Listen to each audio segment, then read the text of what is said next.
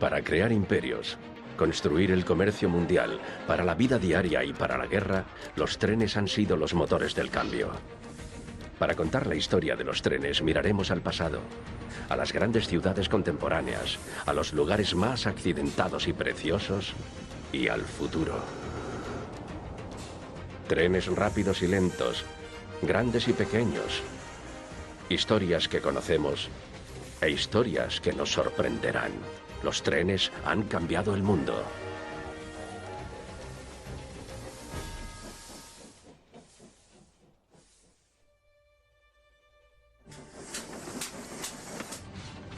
No cabe duda de que los trenes tienen algo muy especial. Son héroes de libros y películas, o los juguetes preferidos de muchas generaciones. A menudo son recordados con cariño por la gente. De los trenes famosos, glamurosos, a los de juguete y la literatura. De los viajes nostálgicos en tren a los trenes modernos de lujo. Veremos algunos de los recorridos más espectaculares del planeta y exploraremos el corazón de estas máquinas para dar con aquello que las hace tan especiales.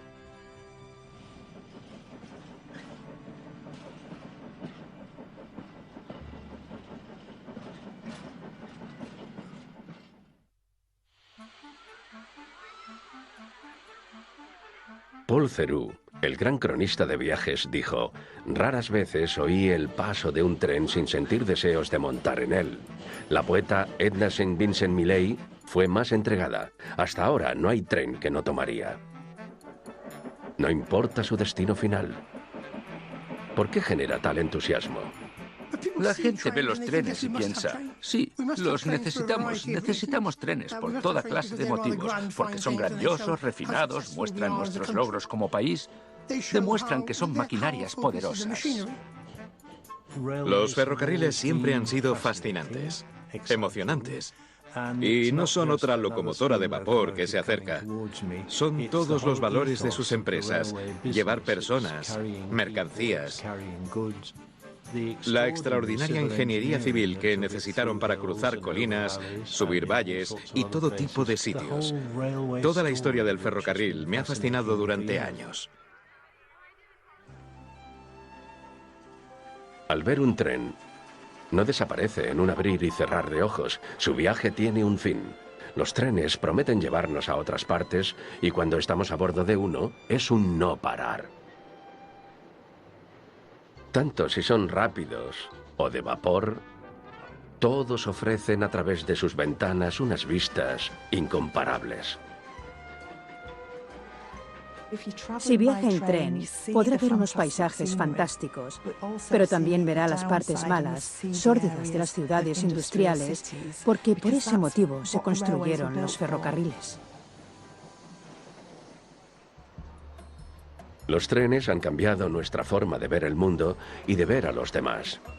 Al ser los trenes la primera forma de transporte de masas, reunieron a toda clase de personas a una escala sin precedentes y siguen haciéndolo. Para empezar, su atractivo es compartir la experiencia. No está solo en su vagón, con un par de personas nada más. Está interactuando con todo el pasaje del tren.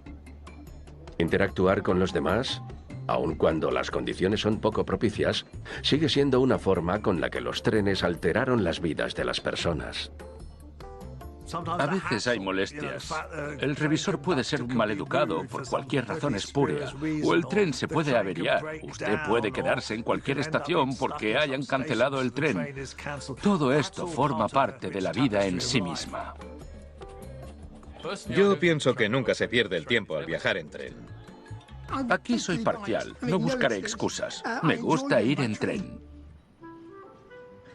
Los trenes, como hemos visto, son muy distintos por todo el mundo.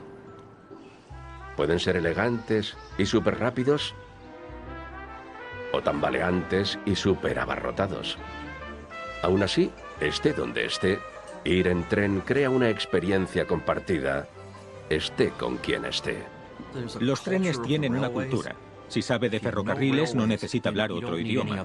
He viajado por medio mundo y solo hablo inglés. Si va a España, Polonia, Finlandia o Estados Unidos, si sabe de ferrocarriles, podrá entenderse con su mundo. Nuestro amor hacia los trenes es real, y esto demuestra que los trenes tienen algo especial.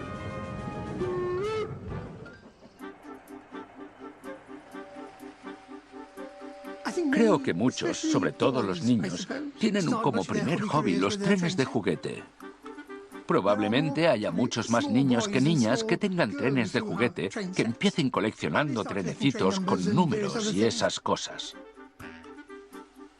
La mayor maqueta de trenes del mundo es el Miniatur Wunderland de Hamburgo, Alemania. Es inmensa. Fue invención de dos gemelos, Frederick y Gerrit Braun.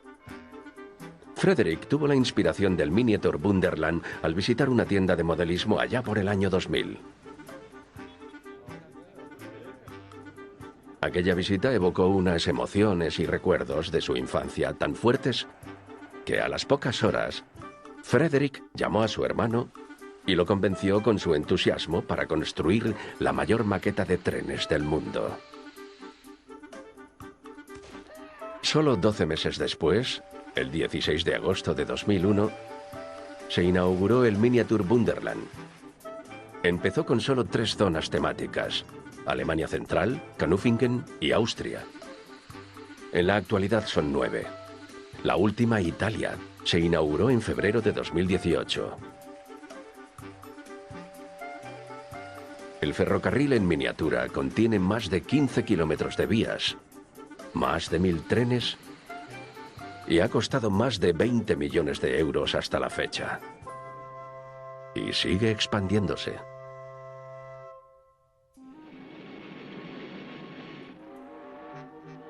En otras partes, otras personas racionales tienen maquetas más pequeñas con trenes más grandes que circunnavegan sus jardines.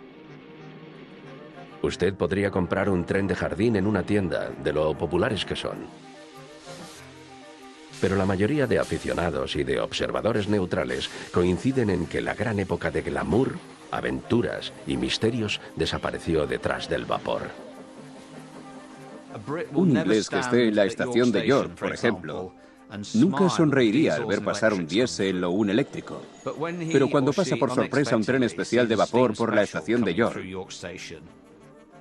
sonreirá de oreja a oreja y se pondrá como loco a sacar la cámara de su móvil.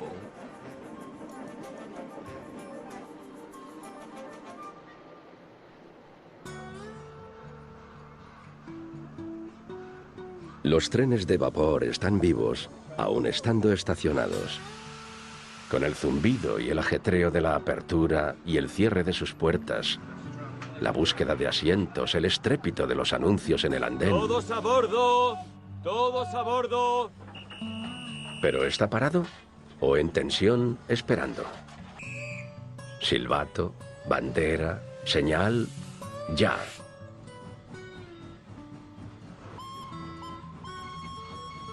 ¿Cuántos apasionados, historiadores, viajeros de los trenes se remontan al esplendor del vapor?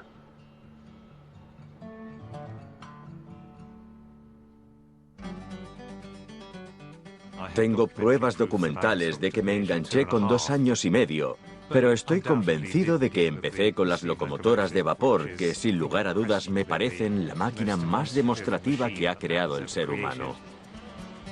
Cuando está en reposo casi no hace ruido, pero cuando está en marcha deja muy claro lo que está haciendo.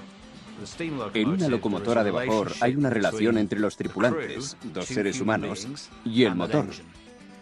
Si no lo tratan bien, no hará caso. Algunos días responderá de maravilla, y un día o 2 después, por motivos inexplicables, no lo hará. Tengo unos recuerdos maravillosos. Su imagen, sus sonidos, sobre todo los olores del aceite y el humo del carbón. Todavía puedo olerlo.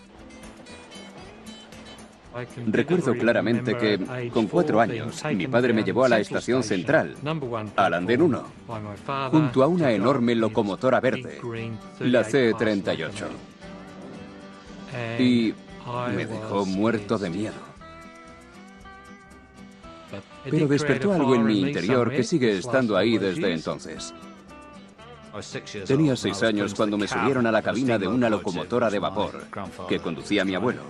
Nos metimos en un túnel de pared lisa y recuerdo que yo estaba gritando como un loco, aterrorizado, mientras lo cruzábamos hasta el final. Y recuerdo que mi madre me sacó de la cabina y le dio un buen rapapolvo a mi abuelo. Que él respondió con algo parecido a: así tendrá un carácter más fuerte, me da igual.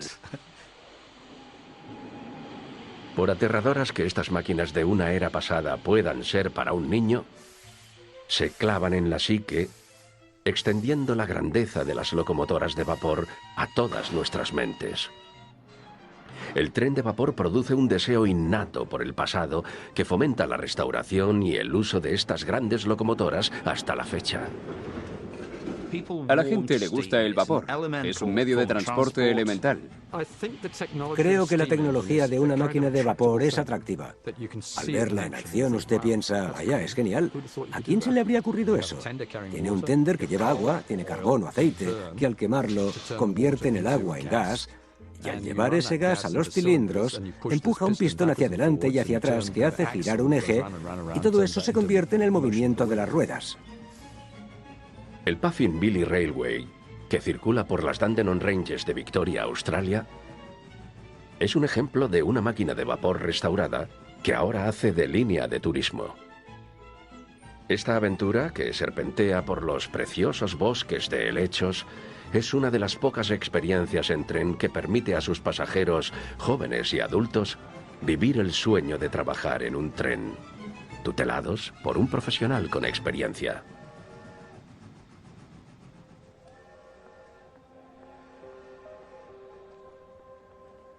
Es un trabajo imponente al que solo se accede tras años de formación. Nunca verá a un fogonero gordo. He paleado 6 toneladas de carbón en un día en una locomotora de vapor de una línea principal a 120 kilómetros por hora. Phil Marsh ha sido fogonero en un tren de vapor especialmente famoso. Una de las empresas que ayudé a montar es dueña del Expreso de Hogwarts. Son los que lo gestionan. Y fue un gran privilegio ser el fogonero del Expreso de Hogwarts entre Paddington y Oxford. No existe nada igual. Por supuesto, Harry Potter va al colegio en tren. Y por supuesto, en uno de vapor. Es inimaginable que viajara de cualquier otra forma. Se convierte en atracción turística, en un escenario lineal. Está haciendo una producción no para los entusiastas de los trenes, sino para personas de una cierta edad que quieren vivir esa experiencia.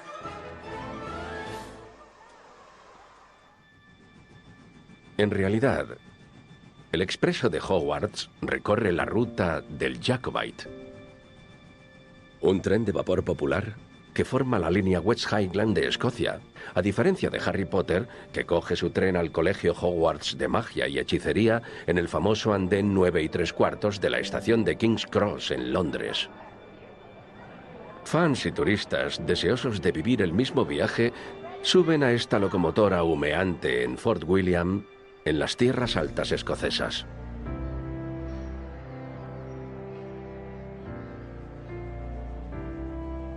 Conocido por sus hermosos paisajes, este bullicioso pueblo se encuentra a la sombra de la mayor montaña de Inglaterra, Ben Nevis, y el viaje recorre 66 kilómetros de campos limpios hasta el pueblo pesquero de Malach. Durante el recorrido, un lugar memorable para muchos pasajeros, sobre todo los fans de Harry Potter, es el icónico viaducto de Glenfinnan.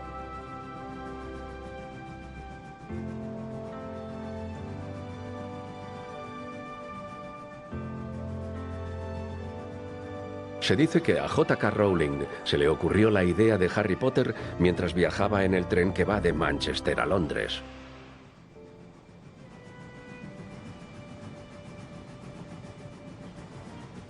El expreso de Hogwarts no es más que un ejemplo de muchos trenes que se han convertido en héroes de las historias infantiles a lo largo de los tiempos, como La pequeña locomotora o Thomas y sus amigos. Y han sido más que héroes infantiles. Los trenes han aparecido también en cine y televisión, desde casi la primera exhibición pública de una imagen en movimiento por los hermanos Lumière, en la que un tren que llega a una estación hizo que el público saliera huyendo a la calle. Siempre ha existido una gran metáfora de la sociedad, tanto por la parte buena y romántica, aunque a menudo las tramas románticas suelen incluir una pizca de oscuridad, como por ejemplo en Breve Encuentro, una película clásica sobre el amor no correspondido. Walt Disney mencionó que, durante un viaje en tren, concibió la idea de uno de los personajes de dibujos animados más reconocibles del mundo, mascota de los famosos Walt Disney Studios. Mickey Mouse saltó de mi mente a un blog de dibujo hace 20 años al viajar en tren entre Manhattan y Hollywood, dijo Walt Disney, al disfrutar de un servicio que ya no se ve hoy en día.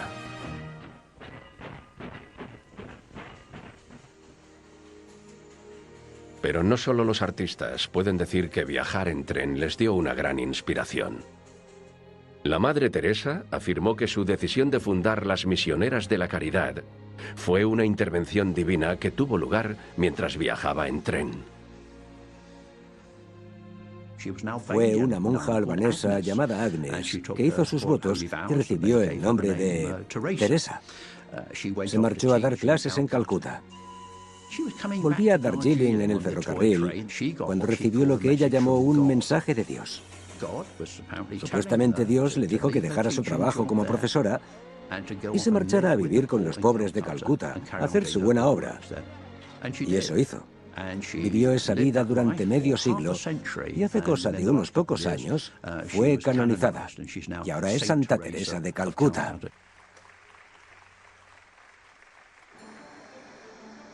Agatha Christie, autora del asesinato en el Orient Express, solía ir en el tren que inmortalizó en su famosa novela para viajar al este a ver a su marido arqueólogo en sus excavaciones. Fue en su habitación del Hotel Pera Palace, en Estambul, donde escribió la novela de misterio que es ahora sinónimo de los viajes en tren. El tren es un espacio cerrado donde la gente está atrapada, así que un asesinato en el Orient Express muestra el lujo, el romance de los viajes, pero también una faceta siniestra, un asesinato. Y es un espacio fantástico para los escritores de suspense porque nadie puede escapar. Para la mayoría, mencionar al Orient Express despierta una sensación de intrigas y misterios, a pesar de que no se ha registrado asesinato alguno en el famoso tren. La historia del mismo se remonta a la década de 1870 y empezó como un tren de pasajeros de larga distancia. Abierta a toda clase de pasajeros, la ruta, como ya se sabe, empezaba en París y terminaba en Estambul. Más allá de misterios e intrigas, el Orient Express está unido al concepto de la opulencia y el lujo. Ese fue el primer gran tren de lujo, al menos en Europa. Era un tren espléndido, con incrustaciones de teca, unas ventanillas de cristal preciosas y tenía lámparas de gas que en 1883 era revolucionario. Tableros de marquetería, vidrio de Lalique, etc. La calidad del servicio y de la comida en el Orient Express es ejemplar. Si usted ha ido a un restaurante londinense con 1 o 2 estrellas Michelin, seguramente le gustaría lo que le servirían en el Orient Express. Detrás de los más adinerados de los vagones de primera clase que aparecen en las películas de Agatha Christie, había una segunda y una tercera clase de inmigrantes o personas que iban a visitar a sus parientes. Gente menos rica que los que iban en primera clase. Era una experiencia auténtica y la única forma de desplazarse. La importancia del Orient Express reside en que fue el primer intento de crear la libertad para cruzar fronteras.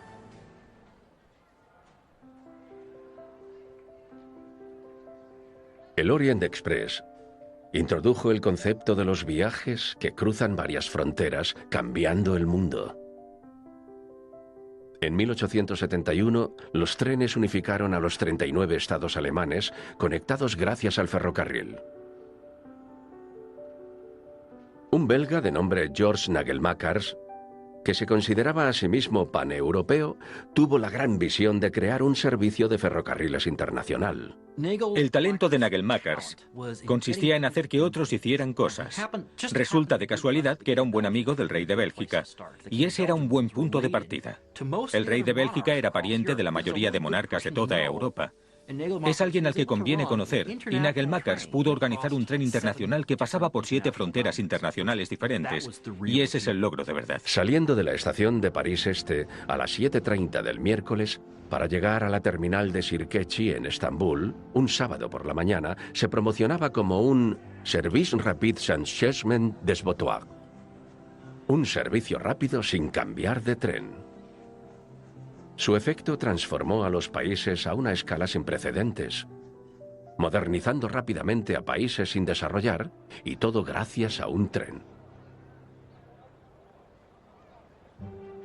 En la gran era de los viajes ferroviarios, los más ricos viajaban a las terminales en trenes con una comodidad y una fama dignas de su estatus. Para los que iban desde el Reino Unido, eso implicaba viajar en el Golden Arrow, o quizás empezar a bordo del Flying Scotsman. El expreso especial escocés, que empezó a funcionar allá por 1862, era un servicio diario de pasajeros entre Londres y Edimburgo. Apodado como Flying Scotsman, o escocés volador, su nombre sería cambiado oficialmente en 1924. El viaje original tardaría unas 10 horas y media. No obstante, debido al aumento de la competencia y a las mejoras en las tecnologías, el viaje se redujo a 8 horas y media para finales del siglo XIX.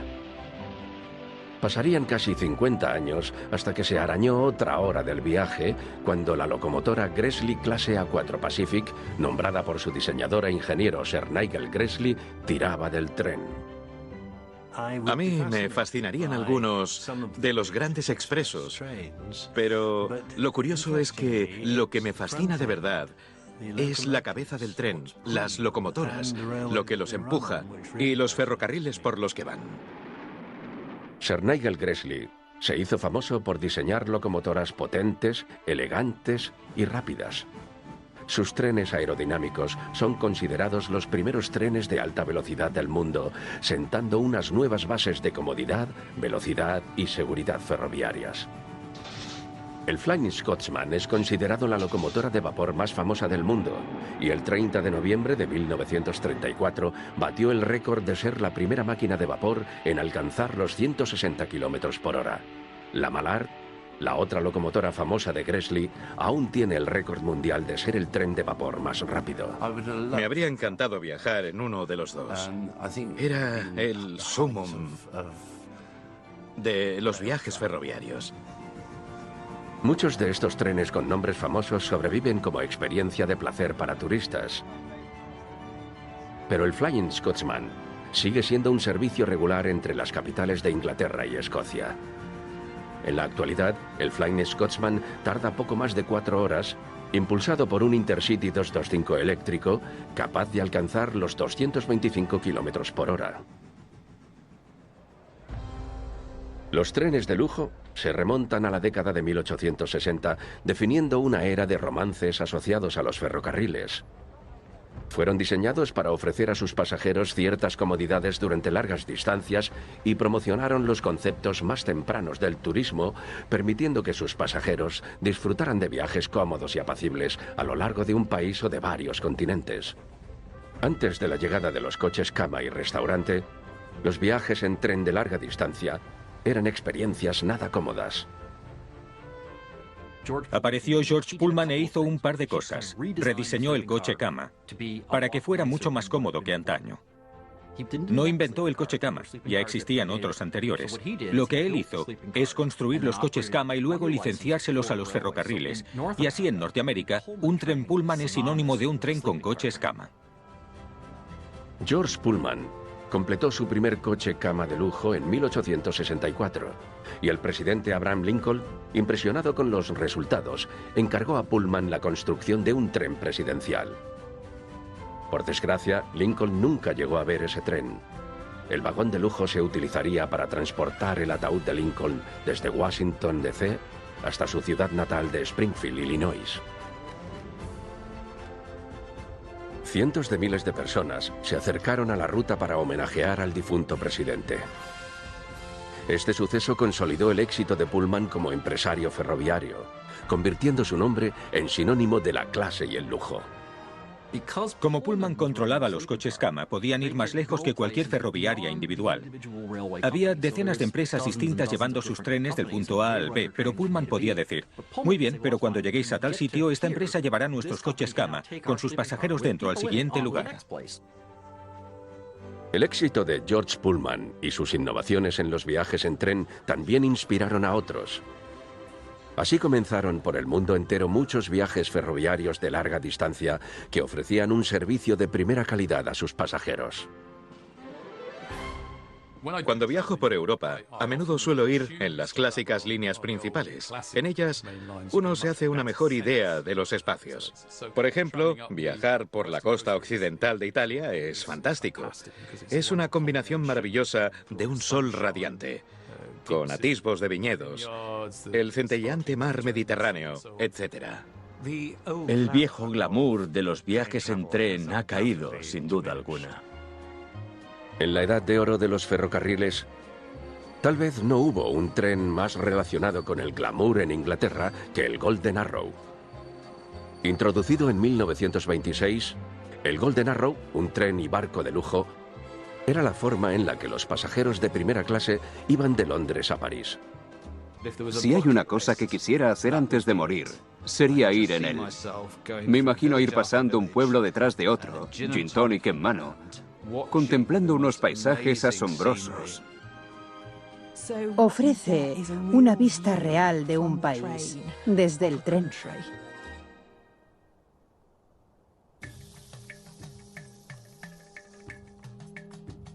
En la actualidad existen muchos ejemplos de experiencias de primera clase para quienes puedan pagarlas. Una de ellas ofrece el mundo del lujo en un país donde los viajes en tren siempre emocionan. Casi habría que ser muy perverso para no disfrutar de los trenes de lujo indios. Es innegable que si se sube al Maharajas Express, por ejemplo, va a estar entre algodones. Tiene ducha individual, una habitación muy generosa y el servicio le recibe con unos uniformes maravillosos. Cada vez que baja del tren le ponen una guirnalda de flores, etc. El Maharajas Express ha sido votado como el mayor tren de lujo del mundo y fue inaugurado en 2010. Descrito a menudo como un palacio sobre ruedas, también es el tren de lujo más caro del mundo. El objetivo del tren es dar un servicio y alojamiento de 5 estrellas a sus huéspedes mientras recorren todo tipo de sitios exóticos a lo largo del subcontinente indio, incluyendo algunos de los palacios y fuertes más majestuosos del país. Es una experiencia muy artificial. Si quiere conocer la India de verdad, tiene que viajar en trenes de servicio. Puede ir al coche-restaurante, hacer amigos allí y también retirarse al microcosmos de su compartimento. Por desgracia, los días de sentarse en la mesa de un coche-restaurante con una cubertería de plata para un almuerzo o cena de 3 platos han desaparecido de casi todos los ferrocarriles del mundo, a excepción de los de larga distancia. Canadá, Estados Unidos, India, ha dejado un vacío en el mercado.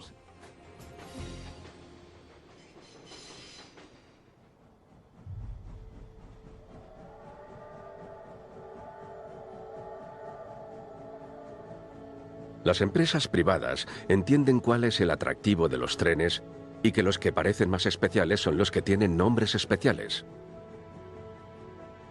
Una de las líneas más famosas que opera en el mundo es la Golden Eagle. Parte desde Moscú, cruza la gran superficie euroasiática, siguiendo la ruta del Transiberiano hasta Vladivostok. El expreso transiberiano Golden Eagle se inauguró en abril de 2007. Lleva a sus pasajeros a un viaje de casi 10.000 kilómetros recorriendo 2 continentes y 8 usos horarios. Es el recorrido más largo del Golden Eagle y también el recorrido en tren más largo del mundo. En países más pequeños como Japón, las distancias son más cortas, al igual que las rutas de lujo. En Japón pude conocer el tren Seven Stars, que es el equivalente japonés del Orient Express. Y todo fue tan perfecto. Y la comida fue sensacional. Y el servicio fue extraordinario. El Seven Stars de Kyushu, donde Seven representa a las 7 prefecturas de la isla y el número de coches que componen el tren, es un tren de excursión de lujo que tiene itinerarios de 2 y 4 días a lo largo de la isla de Kyushu para 28 pasajeros. Aunque para los verdaderos apasionados de los trenes, para la perfección de este viaje falta algo. Todo estaba diseñado con mucho mimo. Pero en cierta forma, le faltaba el ambiente que yo viví cuando era pequeño. La gente no quiere viajar en un vagón moderno. Quiere poder bajar las ventanillas. Quieren algo de corriente, algo de incomodidad, incluso que le caiga hollín en el ojo o algo por el estilo. El último tren de lujo por parte de Japón, el tren Suite Shikishima, inspira una nostalgia por el ambiente indulgente de la edad de oro de los ferrocarriles. Moderno, elegante y de un diseño totalmente japonés, este es un tren que mima a sus pasajeros con un grado de comodidad y lujo capaz de retar al resto de trenes de lujo clásicos.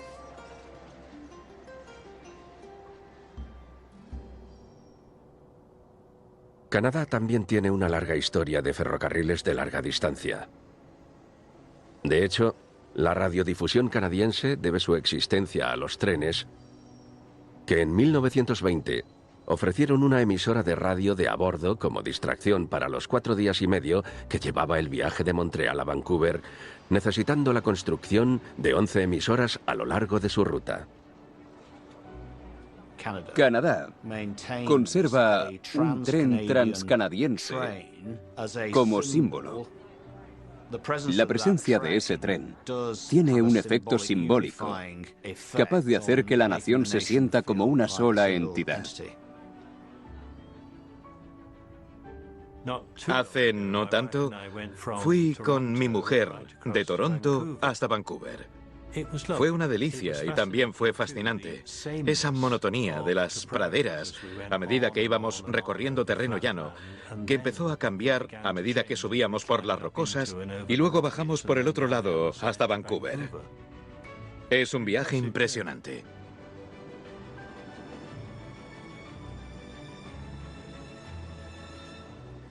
El Rocky Mountaineer sigue la ruta ferroviaria original terminada en 1885 por las montañas rocosas. Tiene la reputación de ser uno de los mejores viajes del mundo y recorre 4 rutas principales que incluyen a una de las vías férreas más difíciles del mundo, la línea principal de la Canadian Pacific en la Columbia Británica. Si va en el Rocky Mountaineer de Canadá, es una forma de viajar muy civilizada. Hay viajes en tren que son apasionantes de verdad. Están los más clásicos. Y está el canadiense, al que nunca he ido, pero siento que ya he conocido por todo lo que he leído, que cruza Canadá. Es muy caro, pero todos mis conocidos que han ido en él dicen que vale la pena. La mayoría de los que van en él lo hacen porque quieren estar allí. Suelen ser turistas, pero muchos canadienses también se suben en él porque no les gusta volar y entienden que esta es una forma mucho más civilizada de viajar. La ruta que va desde El Paso Kicking Horse es una de las vías más escarpadas de Norteamérica. Esta sección de vías asciende más de 330 metros durante 16 kilómetros, alzándose por la división continental hasta una altura de 1.630 metros.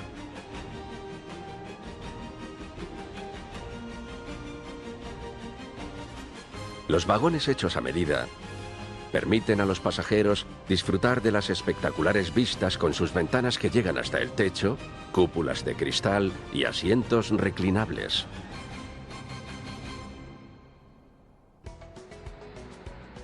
En Sudáfrica, entre Ciudad del Cabo y Pretoria, el Blue Train ha recorrido sus 1.607 kilómetros desde 1910. Viaja por la línea que recorrían originalmente el Union Limited y el Union Express, que transportaban a pasajeros entre Johannesburgo y Ciudad del Cabo, donde se subirían a barcos con rumbo a Inglaterra. En 1939 pasó a llamarse Blue Train. Presentado como uno de los viajes en tren más lujosos del mundo, el viaje de día y medio recorre parte de los paisajes más diversos y espectaculares del subcontinente africano. El Blue Train de Sudáfrica es famoso. Va desde Ciudad del Cabo hasta Pretoria, a unos 1000 y pico de kilómetros. Es uno de los mejores viajes en coche cama del mundo. Otro gran viaje en tren africano es el Pride of Africa, un servicio que recorre los 3.200 kilómetros que van de Ciudad del Cabo a las Cataratas Victoria, de una forma que revela la pasión de un hombre de nombre Rohan Bosch, cuya empresa, Robos Rail, ha logrado viajar al pasado y cautivar a sus pasajeros mientras los lleva por el corazón de África. He ido en coches cama. Es caro, pero es de lejos la mejor forma de viajar entre las dos ciudades. Sobre todo si no le gusta volar. Yo lo tolero, pero prefiero ir en tren.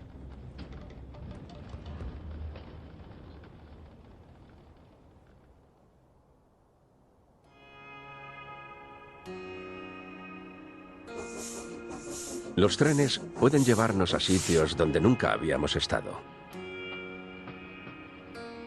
Envueltos en una burbuja de lujo, atravesando el corazón de vistas impresionantes y paisajes diversos. Con una cercanía que engancha, que nos hace sentir parte de ellos. Pero ¿de verdad apreciamos la sangre, sudor y lágrimas que han necesitado estas, a menudo, increíbles proezas de la ingeniería?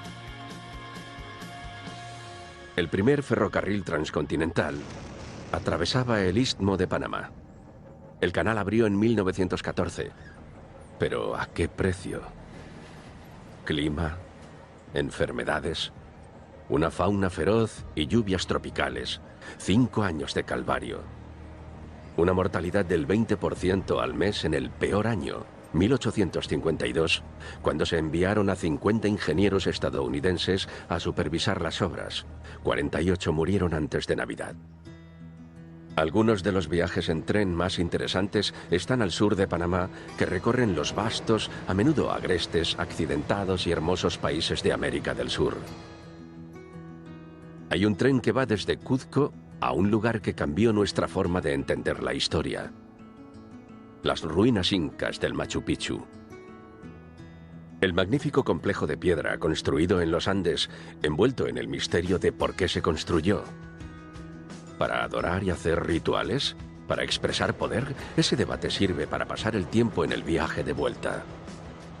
Declaradas Patrimonio de la Humanidad en 1983, las ruinas del Machu Picchu son reconocidas como una de las mayores proezas de la ingeniería humana, y el ferrocarril no se queda a la zaga.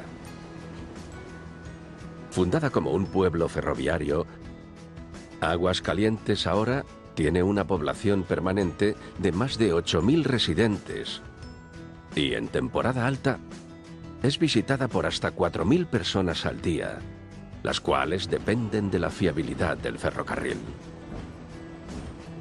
El Machu Picchu es la mayor atracción turística de Perú, y el ferrocarril, que permite acceder a las ruinas incas, es crucial para la economía del país.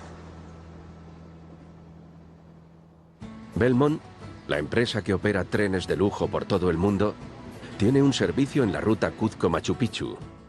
Su tren se llama Hiram Bingham, en honor al estadounidense que redescubrió la maravilla perdida. Hay opciones más económicas para ir hasta el Machu Picchu, pero ninguna está corta de paisajes. Al igual que el Rocky Mountaineer canadiense, los trenes que van a las ruinas incas están diseñados específicamente para que los pasajeros puedan disfrutar de las mejores vistas del trayecto.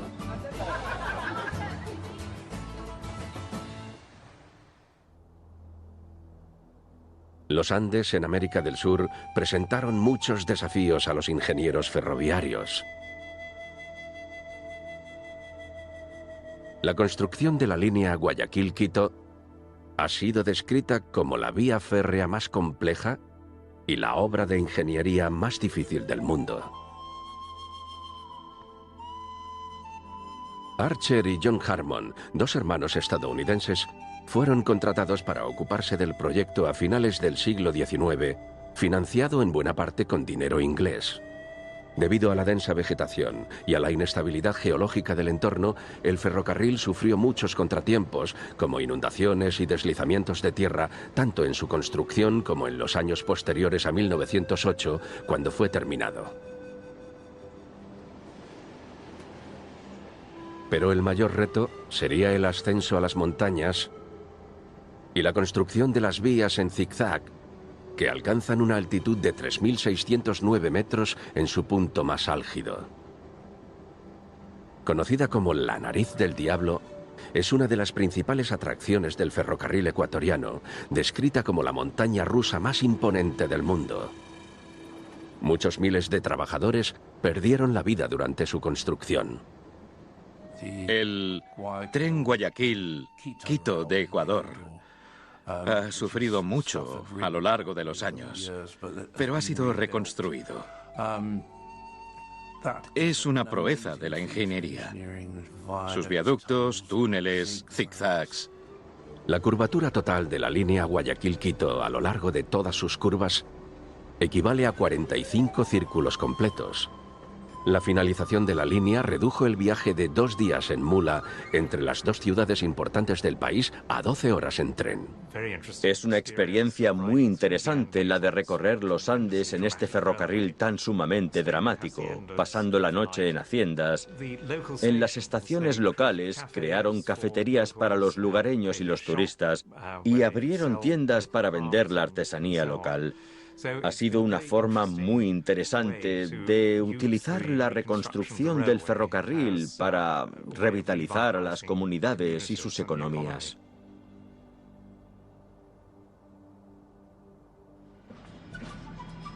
Otro ferrocarril famoso que también recorre los Andes es conocido como el Tren a las Nubes.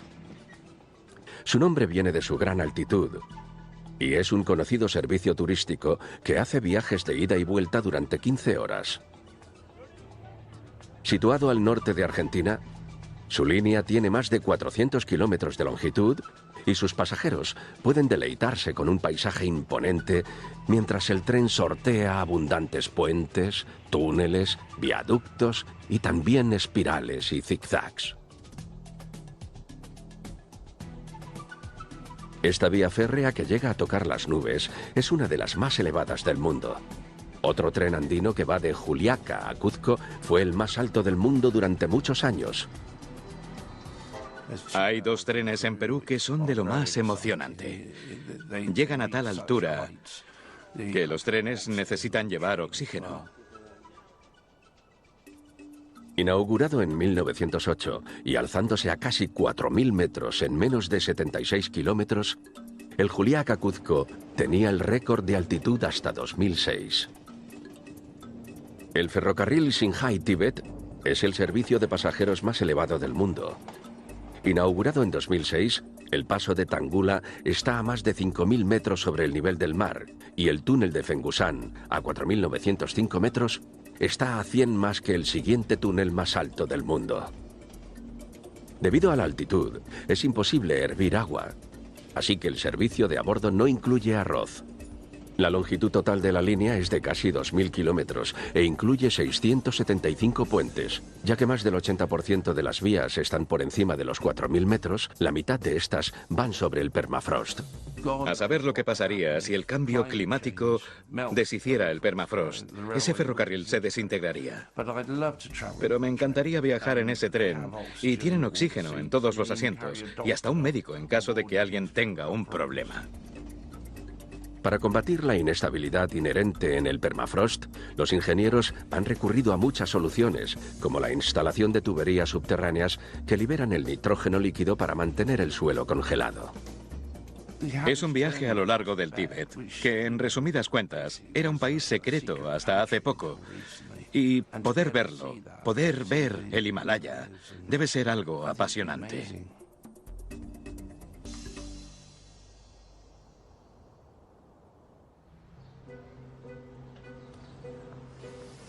Los trenes no se limitaron a mejorar aquello que nos gusta, cambiaron nuestra forma de disfrutar. Había un torneo de reinas del ferrocarril, una especie de Miss Mundo primeriza. Siempre elegían a la hija de un trabajador ferroviario para convertirla en reina y que hiciera buenas obras por el país. Los ferrocarriles establecieron los clubes sociales. Todos tenían clubes de fútbol propios, de cricket, de rugby. Una cacería de prestigio, el tiro al urogallo rojo, también debe mucho a los trenes. Su temporada comienza el 12 de agosto. El inicio de la temporada de caza escocesa no habría sido posible si los ferrocarriles no hubieran dispuesto trenes especiales que fueran de King's Cross para que los ricos hicieran sus cacerías. Los trenes han ayudado a otros pasatiempos, quizá más modernos, de formas inesperadas. Mi bisabuelo era un amante de las palomas. Las llevaba por todas partes en tren. Y hay vagones especiales diseñados para transportar palomas. La sofisticación de los deportes de invierno modernos también se deben a los trenes. La Union Pacific pensó, tenemos una idea. Con esta tecnología podemos hacer un artilugio que lleve a personas a lo alto de una colina. E inventaron el telesilla. Y luego llevaron a los trenes a la base de sus telesillas para que la gente subiera a esquiar donde hubiera buena nieve.